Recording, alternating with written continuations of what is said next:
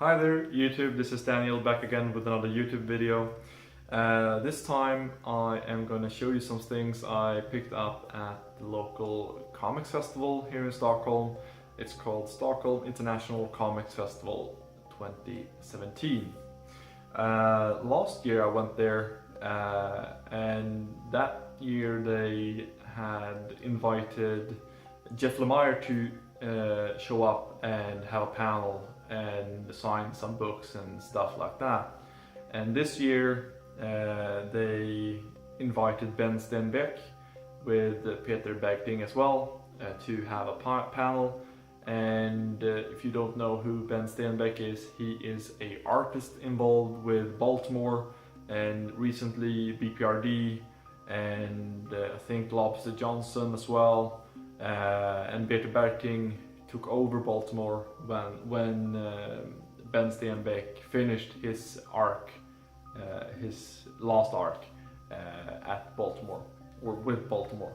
But before I show you the books I picked up, I also wanted to show you some of the just a couple of fanzines I picked up, because on this festival mostly it's divided up in different parts at the Stockholm House of Culture, and yeah, it sounds a little pretentious, but I promise you it's not that bad.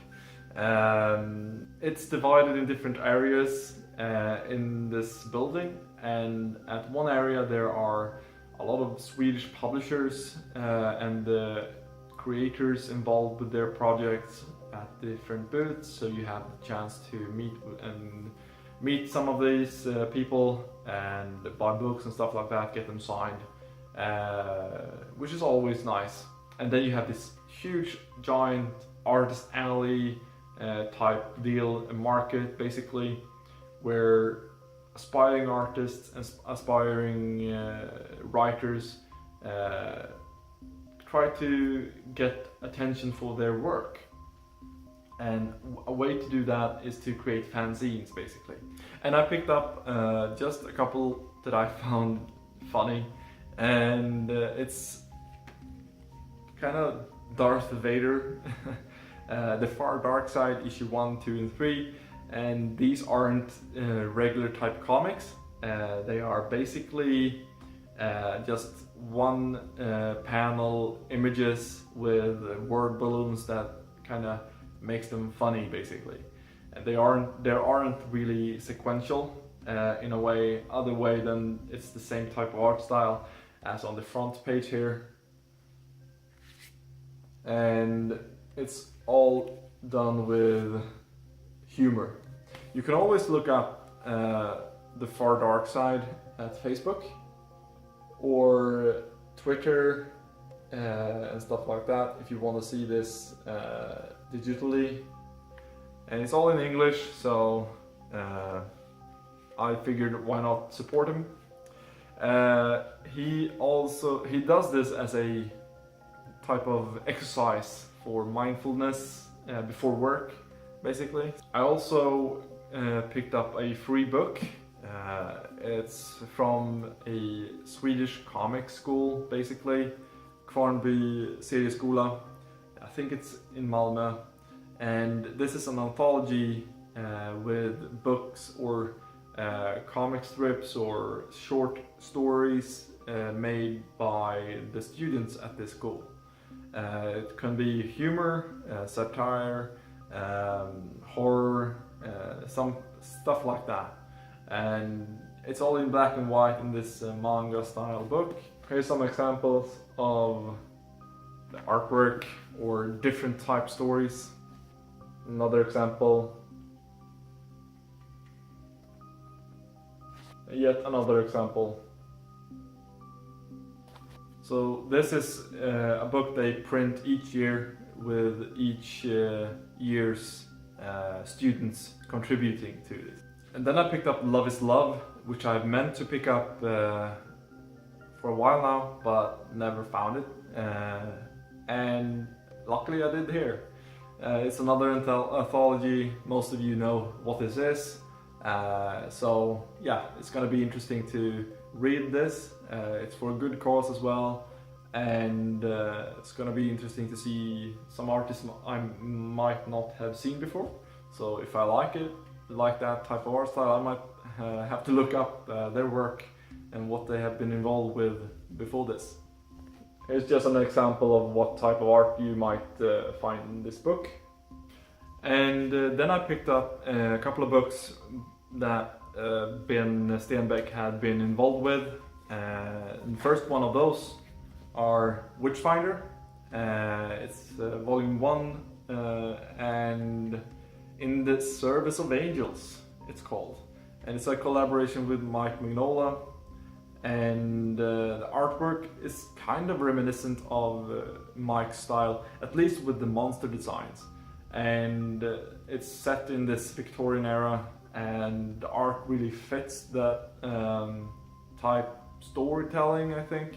Here's an example of the artwork, and I'm really happy to have this because I've been looking to pick up more books in the Mignola-verse.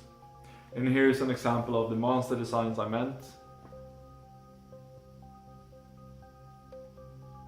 So it's always nice to add to the collection, and this one I got signed as well, as you can see at the bottom there.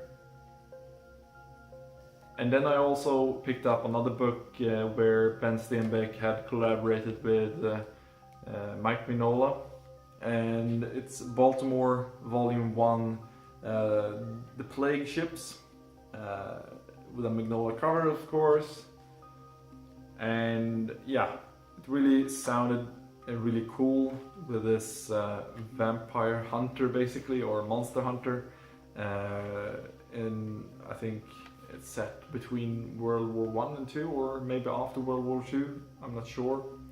But here's an example of the art you might find in this. It kind of evolved a bit from Witchfinder, I think. It looks really cool.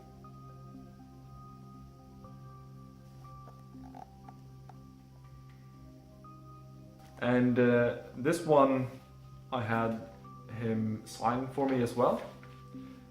And he surprised me with a sketch as well. So it's an added bonus for me to have a small little sketch there at one of the first pages in the book. So it's gonna be really fun to read this series and hear so many good things. I'm really sure that I will like it. Yeah, I always wanted to read more of the Mignola-verse, and Baltimore has been one of those series that I've been having my eye on. And I did pick up another Baltimore book, and it's volume 6 in the series. And I did, it's just because Peter Bergting was there and he was signing the book as well. And he did sign it, just like Ben Stenbeck. He drew a short little sketch of Baltimore at the front there, which is a nice added bonus. And the artwork by Peter Bergting is a bit different, but it has its similarities. I think it helps that it's got the same color palette, but you can see there it's a little bit more of his style instead of mimicking Mike Mignola or Peter Bergting, but they have this, it really fits the world basically, the artwork. And the final book I have to show you is basically a Swedish book. It hasn't been released in a English or other language version yet, might be in the future. So it's Vey, and it's about set in this Norse mythology world where you have these Jotuns, giants, and you have these this pantheon of Asgardian gods and stuff like that. So it's gonna be awesome, and the character designs are really fantastic. Here's an example of that. And here's the character design of the Jotuns. with giants, which is really cool. And one more thing I want to show you is Ben Stenbeck. He did sell a lot of original art, but I felt I couldn't spare the money for that. But he did also sign prints, so I got this Hellboy print and he signed it at the bottom there. It's a really cool little print, and I'm gonna have it framed and put on the wall around my comics collection. So thank you guys for watching. Hopefully you found some of these books interesting. If you did, just ask me about them in the comment section. And until next time, have a fantastic week of reading and see you around. Bye bye.